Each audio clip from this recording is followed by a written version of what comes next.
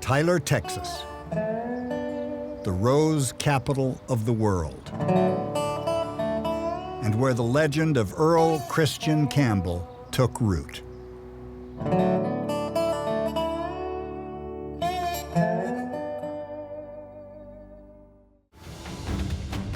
I finally made up my mind that that's what I want to do. I want to be a running back.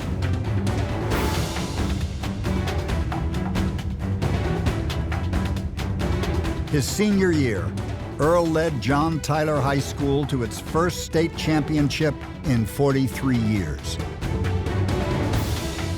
In the finals at the Houston Astrodome, Campbell scored the winning touchdown. Earl had fast become a high school phenom and one of the top recruits in the country.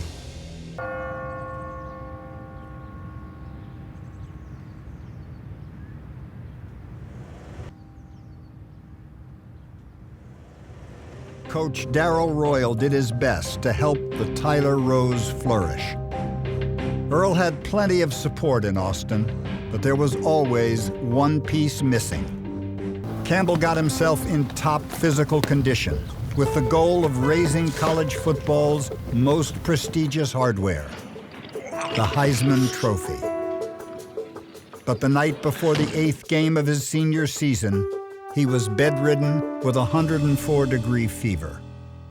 Coach Akers was trying to make a decision on about playing or not playing, and I said, I'm gonna play football.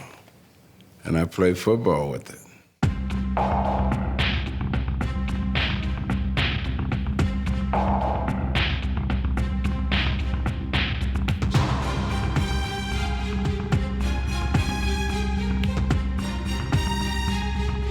Earl ran for 173 yards, scored 3 touchdowns, and introduced himself to Bevo, the Texas Longhorn mascot.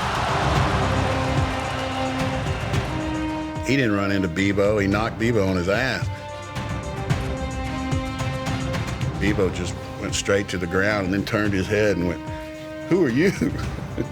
And said, "Meet Mr. Campbell. I've done this to a lot of guys."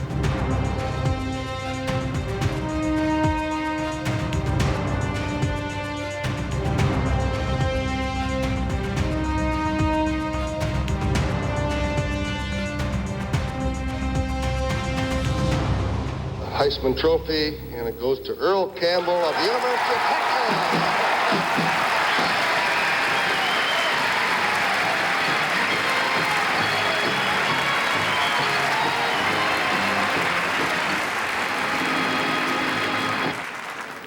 You know, when I was a kid and I'd get in trouble, I'd always say, "Hey, Mom, I'm in trouble," you know, so, "Mom, I'm in trouble, I don't have anything to say." Earl would not have to travel far to play in the NFL. The Tampa Bay Buccaneers traded the first pick in the 1978 draft to a playoff contender, the Houston Oilers. My wife calls me, she said, "Isn't it great?" I said, "Well, isn't what great?" She said, "We got Earl Campbell." I said, "What are you talking about?" She said, "You hadn't heard? We were traded for the #1 pick." Right there, I started screaming, "Hey!" They thought I was having a heart attack in the hotel. I could not believe it. Opening day 1978. Campbell proved to his coaching staff that he had no problem running forward on his very first play as a pro. Pass ready, retreats to throw. Quick out to Campbell, has a blocker in front at the 30, 35, 40, 45, he's open. 50, 45, 40, 35, 20, 15, 10, 5. Touchdown, Earl Campbell. Campbell, he has great speed, and he has tremendous speed. I can remember those plays because that defensive end would go out, and that'd leave me on the secondary, you know, and I'd have such a steam going. No secondary wanted, one guy wanted that. If there were any football fans left in America who didn't know Earl Campbell's name, they were about to learn it. Touchdown, Houston, Earl Campbell. What a game! And the crowd is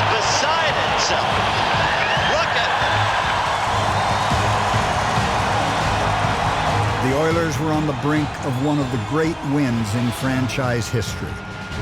All they needed was a first down.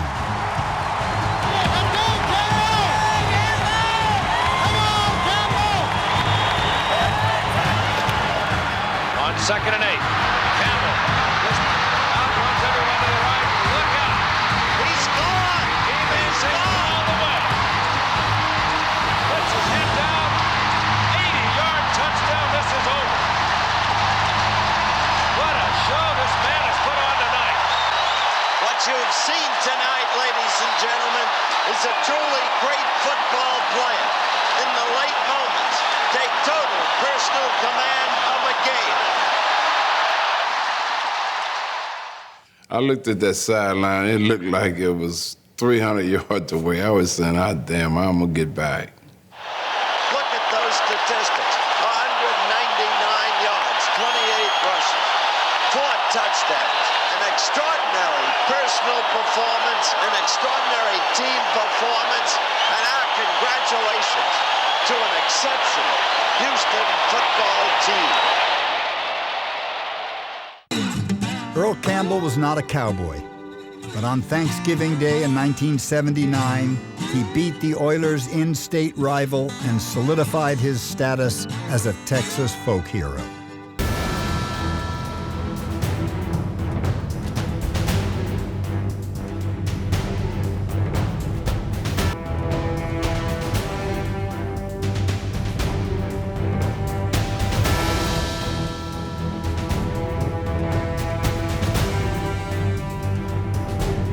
I thought it was kind of girlish for one guy to tackle me. I mean, I wanted to have a bunch of them.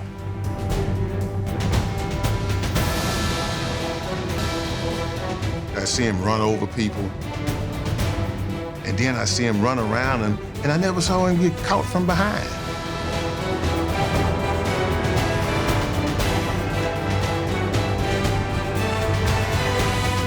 When there was 4 minutes left of the game, we were ahead and we had the ball, it was over.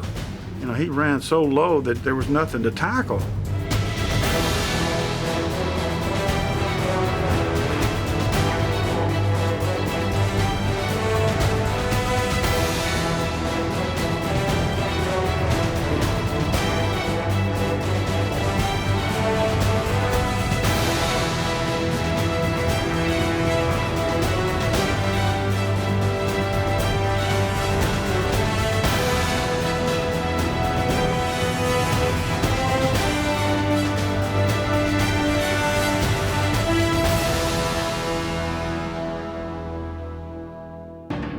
In 1980, the Oilers rode Earl Campbell.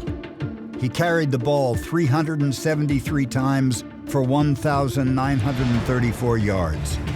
But when the offense began to sputter, Bum Phillips heard criticism that he was overworking Campbell. Believe me, every time Earl carried the ball, he wanted to carry it. And he's so good, if he wants to carry it, you let him carry it. And he never got hurt. He hurt people. He didn't get hurt. In the playoffs, the Oilers were stymied by the Oakland Raiders. 4 days before Thanksgiving, Bum Phillips paid one last tribute to the greatest running back he ever had.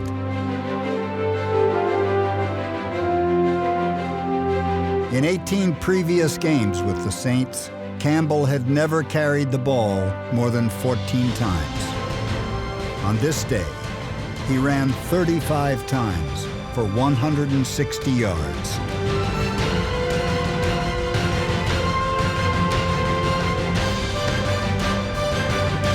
When it was over, Phillips had seen enough.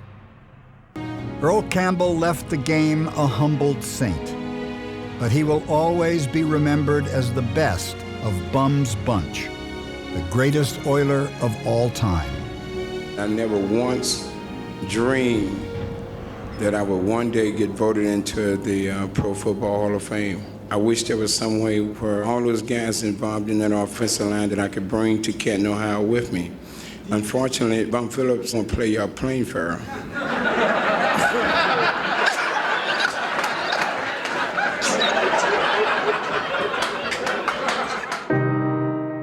Bum had been the father Earl was missing. He traded up to draft him, turned the Texas hero into an NFL star, gave him one last chance to shine in New Orleans, and presented him in Canton.